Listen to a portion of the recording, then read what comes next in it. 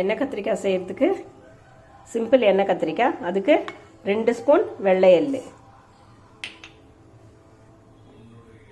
1 spoon கசகசா, ஒரு 4 spoon கடலைக்காய். இதையெல்லாம் நல்லா பேஸ்ட்டாக அரைச்சிட்டு வந்துடலாம். அரைச்சாச்சு. Oil 150 ml.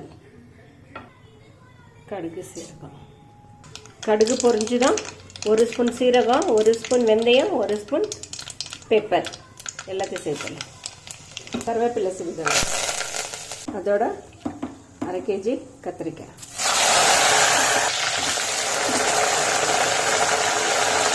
ஒரு பச்சை மிளகாய் 4, அதோட 3 ஸ்பூன் மிளகாய் பவுடர், 1/2 ஸ்பூனு மஞ்சள் பொடி,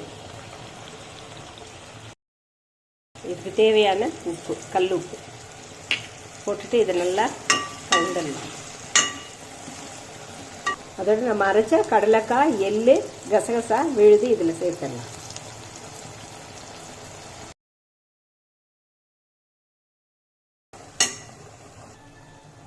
அதோட இந்த விழுது அரைச்ச தண்ணியும் இதில் சேர்த்துடலாம். அதோட 50 கிராம் புளி தண்ணி, புளியை கரைச்சி வச்சிருக்கிறேன். 50 கிராம் புளியை எடுத்து அதையும் இதில் சேர்த்துடலாம்.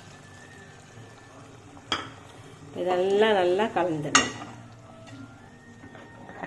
அவ்வளோதான். இப்போ இது ரெடி ஆயிடுச்சு. இது நல்லா கொதிச்சு எண்ணெய் மேலே தனியாக பிரிஞ்சு வர மட்டும் இது கொதிக்கணும். பார்க்கலாம்.